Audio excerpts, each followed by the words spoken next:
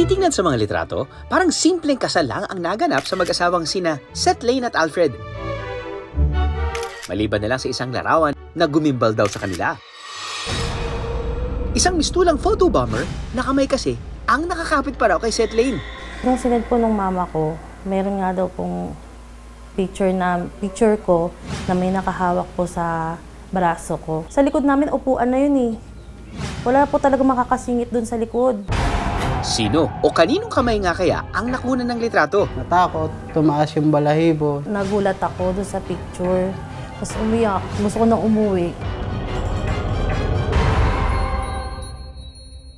Alam mo, Tik, pumangtuwa raw lahat ng binati natin last week.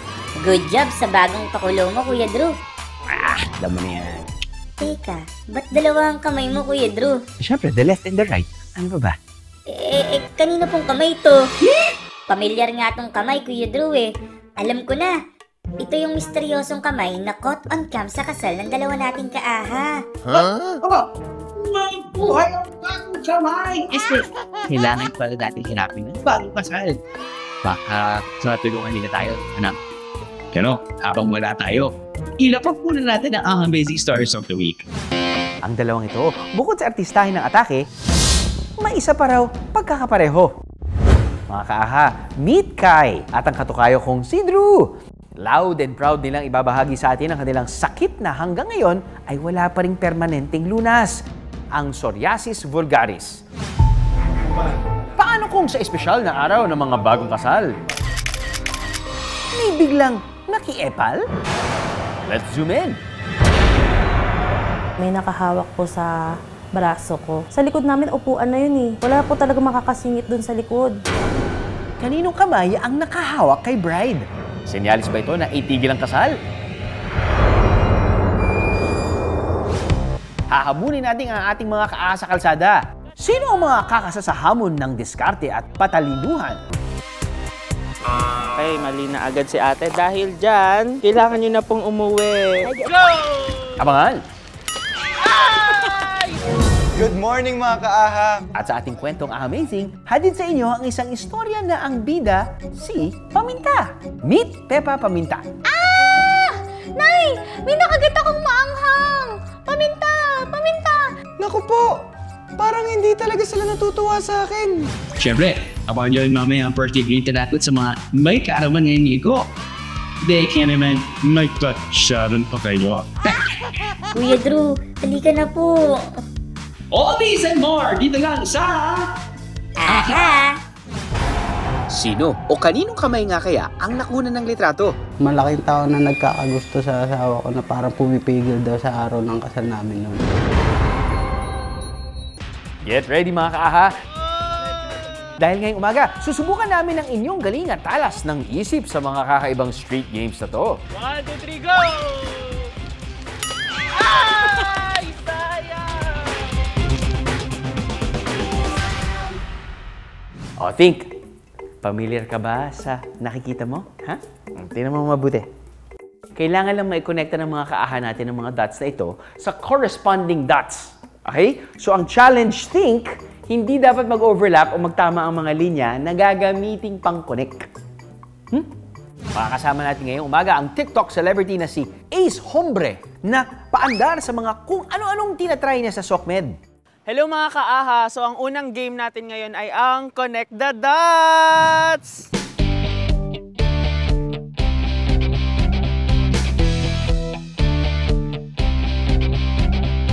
Simple lang po yung gagawin natin. Susulatan ko lang po kayo sa mukha. Maglalaro lang po tayo ng ating Connect the Dots. Mukhang nangangagat po si Kuya. Alam niyo na po ba kung paano laruin to? Hindi pa explain ko pa po. Ayan. Malinaw. Wala, malinaw. Okay, mali na agad si ate. Dahil dyan, kailangan nyo na pong umuwi.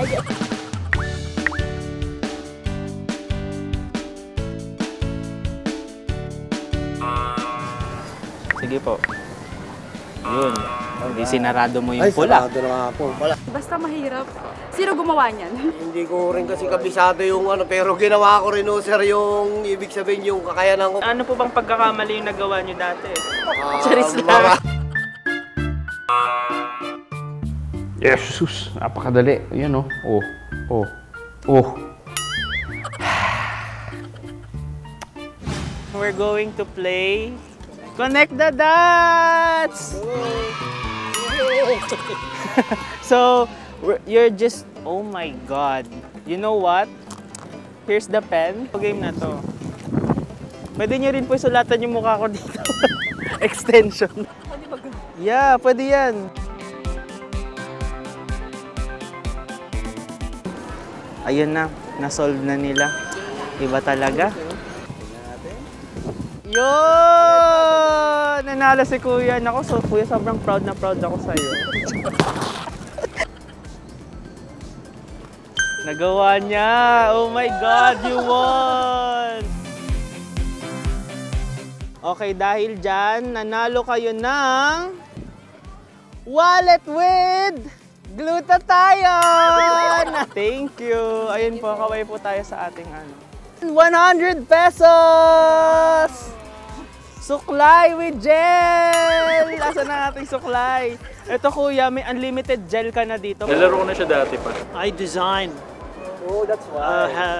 houses. Kapag nagsosolve tayo ng puzzle, napaiigting nito ang connection sa ating brain cells. Dahil dito, mas nagiging mabilis ang pag-iisip natin. Sa pagtingin natin sa iba't ibang magkakaugnay na puzzle pieces, mas nasasanay ang visual spatial reasoning o yung kapasidad natin maisip o ma-imagine ang posisyon ng mga bagay at relasyon nito sa isa't isa. Mas nahahasa din tayo na mag-e-explore ng iba't ibang paraan sa pag-solve ng mga problema. So ang ating next challenge ay ang Catch the Box. Sobrang dali lang na itong challenge na to. Kung sa naunang challenge natin wala masyadong nakagawa, dito sure ako na may makakagawa na neto. Simple lang ang gagawin ng player. Pagkahagis ni Ace paitaas ng box, kailangan lang nila saluhin ito bago pa man bumagsak sa lupa. Ang makakagawa ng challenge, makakatanggap ng regalo.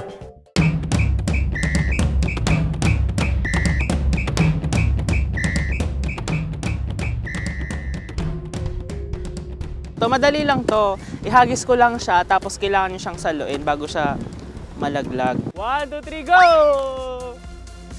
Ay! Sayang! 1, 2, 3, go! Mukhang butas ang kamay ng ating first two players, ah. Hindi ko natansya yung laki ng box. Dumula sa kamay ko. Okay, meron tayong dalawang players ngayon. Ano pong pangalan nila? Lian po. Lian and? Nico po. Nico. Magjowa po kayo? Opo. Hala. Okay, pag natalo kayo dito, maghihiwal. Ate, catch the box. Ang kuyang biker, saluin nyo, catch the box. 1, 2, 3. Ay, sayang. Ate, catch the box. Ikaw naman ate, catch the box. Try lang yun eh. Better luck next time, guys. Oh, dahil dyan nanalo ka ng bike. Charis lang. Nice one, Kuya. Basta sir, naka-ready na po ako. Kanina pa ako nakatingin. Kuya Drew, ready ka na ba? Oh! Sus! Ano ba naman to? Intermediate ba to? Galing naman. Ba, Kuya Drew yan. Alam niyo ba na ang pagbagsak ng box mula sa ere, apektado ng gravitational force? Ito ang puwersang humihila sa pagitan ng dalawang objects na may mass o ang amount ng matter sa loob ng isang bagay. Nakasaad ito sa Universal Law of Gravitation ni Isaac Newton. Ang gravity naman ang force na humihila sa lahat ng bagay sa Earth. Ang mga paandar na challenges ngayon sa social media, hindi lang naman papremyo ang dala. May mga aral at benefits din ito sa atin. Pero kung masusubukan ang galing natin sa ganitong mga laro, ng on the spot, ang pinakamahalaga pa rin ay mag-enjoy. Catch the box! Aha! Lalaki nito na si Alfred Domingo Babon. November 18, 2023 nang ikasal ang magkasintahan na sina Seth Lane at Alfred. Ang 10 taong pagsasama nila, nauwi na rin sa kasalan. 2 months po kami nag-prepare ng kasal. Ang mga in-invite lang po namin yung family, tas close friends, tsaka ninong po. May nag-suggest naman yung nag-assist sa amin na sa bahay na lang daw. Lahat naman daw ng dumalo sa kasal, naging masaya. Pero ang saya, agad na palitan ng takot at pangamba. Habang nasa reception po kami, Nag-chat po yung mama ko na may nakita nga daw po yung kapitbahay namin na sa picture namin. Nung sinend po nung mama ko, meron nga daw pong na may nakahawak po sa braso ko. Tumaas yung balahibo. Siyempre, hindi naman namin inaasahan. Kumbaga, gusto lang namin mangyari, mag-enjoy kami sa araw ng kasal namin. Wala raw kahit anong nasa likod ni Setlyn nung mga pagkakataong yon. Kaya ganun na lang ang pagkagulat niya nung makita ang litrato. Sa likod namin, upuan na yun eh. Wala po talaga makakasingit dun sa likod. Nagulat ako dun sa picture. Tapos umiyak. Gusto ko nang umuwi. Hanggang ngayon, palaisipan pa rin sa mga mag-asawa kung kaninong kamay ang nakita sa litrato. Wala kami intention na gumawa ng kwento or manakot man lang. Para imbestigahan ang mga kababalaghang nagaganap sa tahanan ng mga magulang ni Alfred, to the rescue ang paranormal investigator na si Adam Reyes. Maya-maya pa, nag-imbestiga na si Adam sa loob ng bahay ng mag-asawa.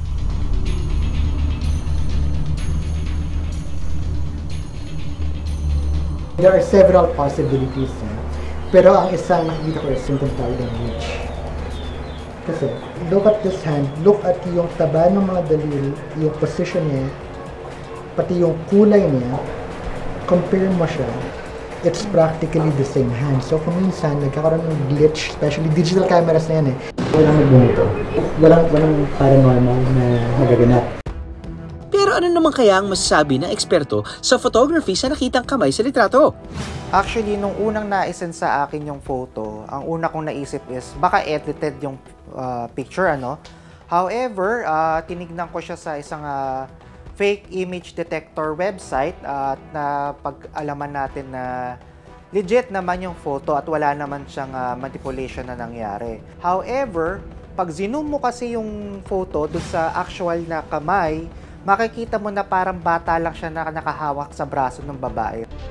Para mapag-aralan pa ang na-caught on cam na kamay, humingi pa ng iba pang litrato si Chino.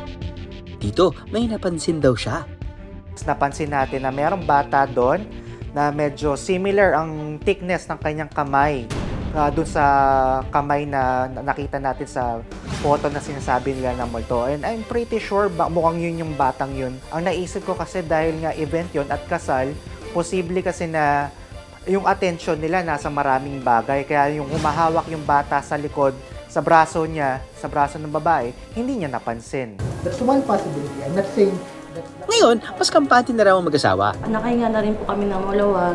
Yung mga iniisip namin, parang naintindihan namin kung anong mga paliwanag doon. Tinatanggap po mga kapatid, palakpakan po natin. May pagkakataon man na tila nababahiran ng kababalaghan ng mga dapat sanang masasayang okasyon sa ating buhay. Imbis na matakot, mas mabuting kumalma at mag-iimbestiga. Aha!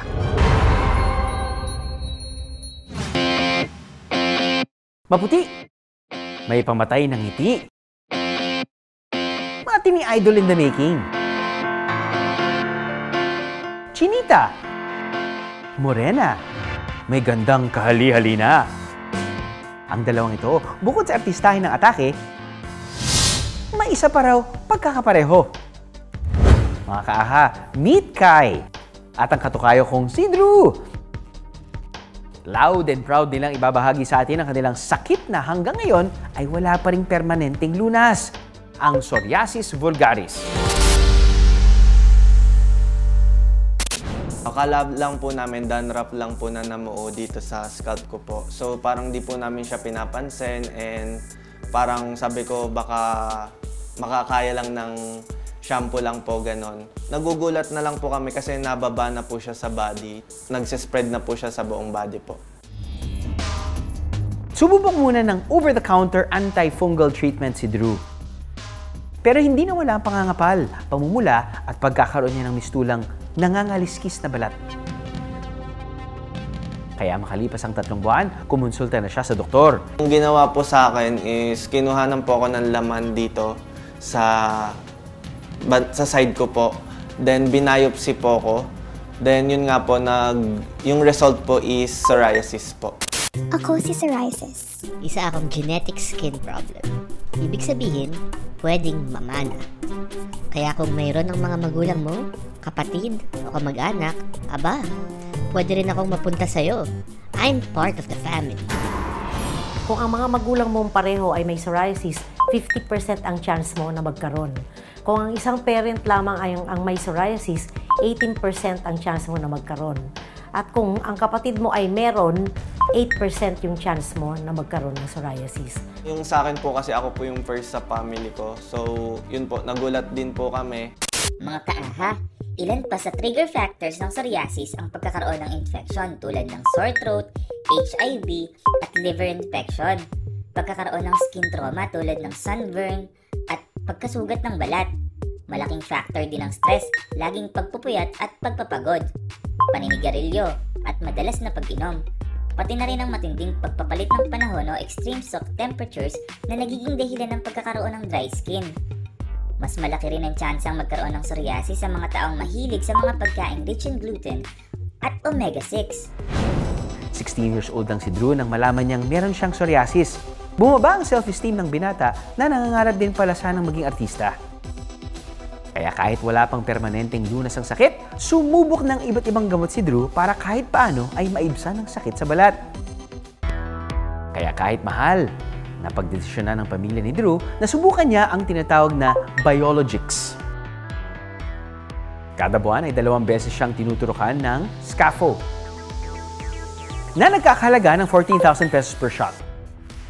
Pagkaturok po, wala po talaga, hindi mo pa po makikita yung result. Pero makikita nyo po siya day by day na kahit papano po, nawawala po yung redness and yung scales po.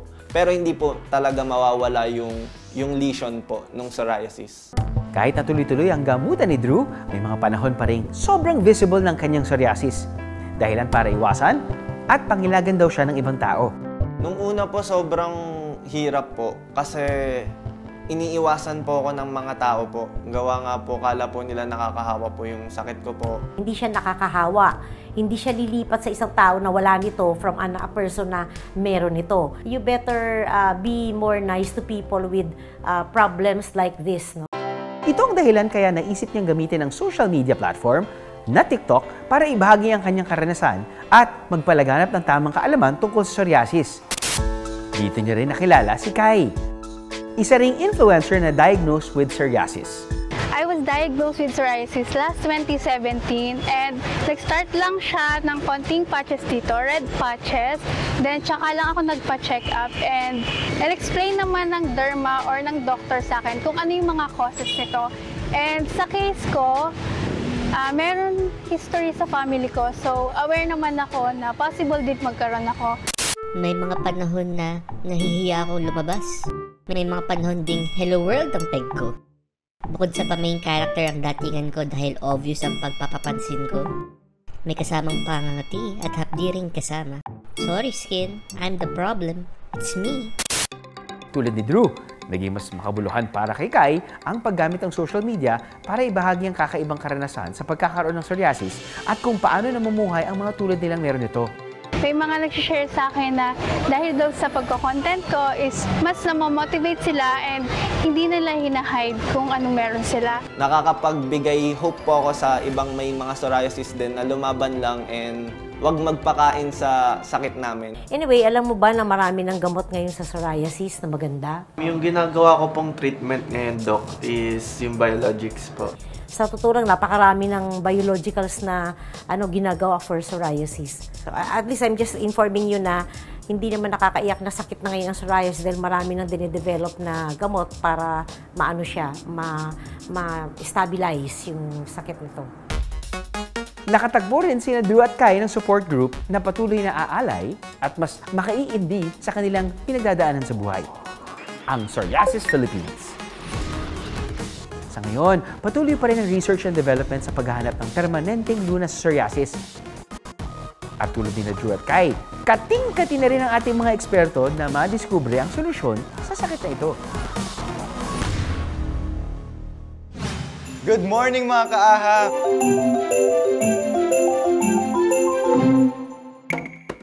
Tuwing naghahanda ng pagkain si Aring Barang para sa kanyang pamilya, tila musika ang kanyang kusina.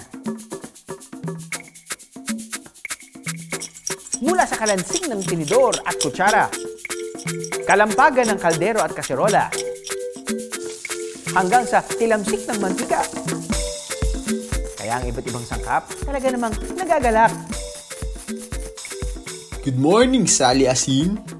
Gamit na gamit ka na naman ni Aling Barang, ha? Hello naman there, Tonyo Toyo. Ganun talaga kapag simpleng sangkap. Like me. Pero sa isang banda, tila merong walang ambag sa ligaya at musika ng umaga. Nakatago lang sa sulok at walang imik si Pepa Paminta. Noon pa lang, matumal na talaga kung gamitin si Pepa Paminta. At kung mapili man siyang gamitin ni Aling Barang, Nay! May nakagat akong maanghang! Paminta! Paminta! Nay, may buong paminta! Naku po! Parang hindi talaga sila natutuwa sa akin. Dahil sa lungkot at sama ng loob, gumulong si Pepa para magtago sa isang sulok. Pero kahit pa nakatago na si Pepa, dinig pa rin niya ang tila musikang mga tunog sa kusina. At paminsan-minsan, napapaindak pa rin siya sa musika. Dahil sa kanyang pagkumpas, ang ibang mga buong paminta ay unti-unti nang nadudurog. Ang ibang sangkap naman, napansin nang nawawala si Pepa. Kaya isang araw, habang walang tao sa buong bahay ni na Aling Barang, nagtulong-tulong ang mga sangkap na hanapin si Pepa. Pepa, nasan ka na ba? Kulang ang adobo ni Aling Barang kung wala ka. Tama si Toyo, Pepa. Maging ang paksiw, tila kulang na sa giliw. Diba, Asin? As in, it's just not the same without you, our dear Peppa. Would you please come back to us na? Dahil sa pagsusumamo ng mga kasama, lumabas din si Pepa Paminta sa kanyang sulok. OMG! Nandito na si Peppa, guys! Oh, at gusto ko yung new look mo, ha? Pamintang durog is so in. As in! Dahil sa pangambang magtatago ulit si Pepa, tinabihan na siya ni Sally Asin. Pagka-uwi ni Aling Barang, para maghanda ng hapunan, kaagad niyang namataan si Pepa na katabi ng asin. Paminta? Pero durog? Bakit hindi? Subukan ko ngang gamitin? Baka hindi na magreklamo ang anak ko rito. Habang kumakain ang pamilya ni Aling Barang, hinintay ni Pepa na makarinig ng reklamo tungkol sa kanya. Pero natapos ang kanilang hapunan na ang tanging narinig niya lang ay ang kwentuhan at tawanan ng pamilya.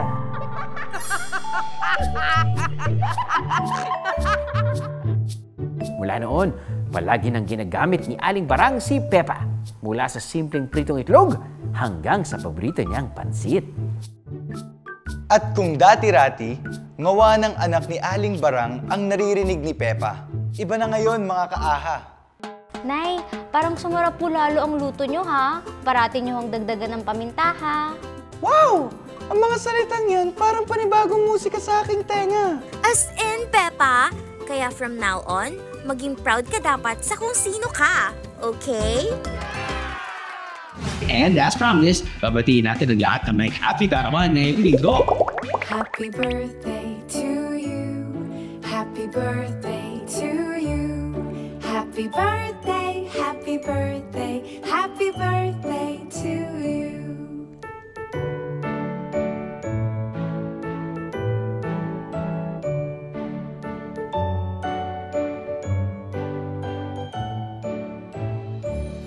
Happy birthday to you. Happy birthday to you. Happy birthday po sa inyong lahat. O, paano? Kita-kits ulit next week, mga kaha, para sa tuloy-tuloy na kwentuhan at batungan ng kalabahan. Bisitahan ang aming Facebook page, AHA! At ang aming TikTok account, AHA_GMA. Tandaan, linggo-linggo, kayo ang manalo dito sa AHA!